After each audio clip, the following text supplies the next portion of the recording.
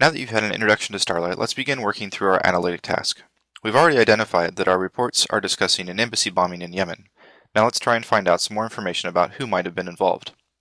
To begin our task, I want to know all the organizations mentioned in the reports that satisfied my concept search about the embassy attack. An entity extraction process, which Starlight has built in, has identified the organizations mentioned in the reporting by the label EX-ORG-MISC. I have a knowledge base of terrorist organizations and want to use these extracted entities as a search of that knowledge base. I can do this quickly by using another one of Starlight's features, called the value set. Value sets are sorted collections of unique values. In this case, I have created a value set of all the organizations mentioned in the reports and can query the knowledge base on all of them at once. The record set called Groups is my terrorist organization knowledge base. Each one of these records is from the MIPT terrorism knowledge base and has information on the terrorist organization ranging from countries of operation to philosophy to who its leaders are. Another piece of data in these records is which other organizations each group is related to. I can use this information to build a network view in Starlight. To construct the network view, I will tell Starlight to use the name of each group as one side of the link and its related groups as the other end.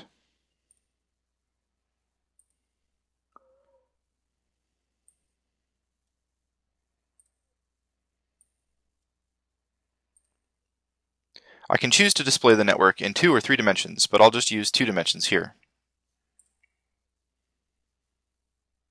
Starlight has built out the terrorist network based on our data, which we can now browse or query. I'll use the value set of organizations from my reports to search this network by just dragging and dropping it onto this visualization. As we can see here, one organization has been found, but I also want to see which other groups are related, so I tell Starlight to select out 2 hops. I can browse the results of this query to collect them into a record set.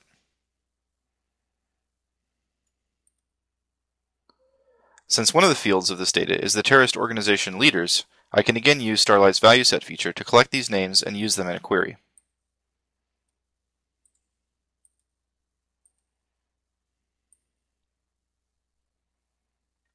Coming back to my original reports, I now want to query the reports for any occurrence of these terrorist leaders.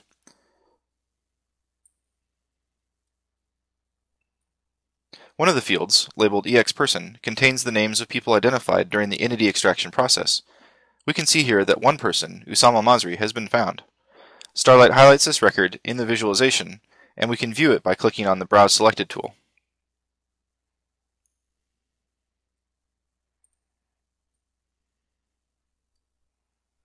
This report describes how Usama Masri, implicated in the USS Cole attack, was recently released from prison in Libya. So very quickly, I found a relevant report describing how a known terrorist leader who has been active in Yemen was recently released from prison shortly before the embassy attack. I found this without having to read through all 232 reports. I also have some additional information on my system that I want to add to this analysis and see how it relates.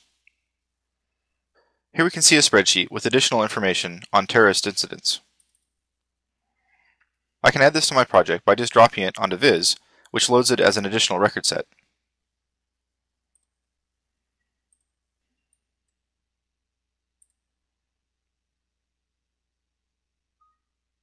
To view this information more easily, I can add the columns to my record set display.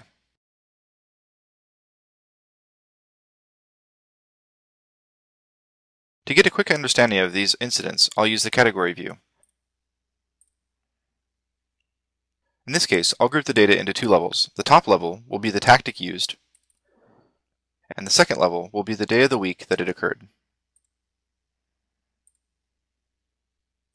We can also color this view by using another aspect of the data, the target of each incident.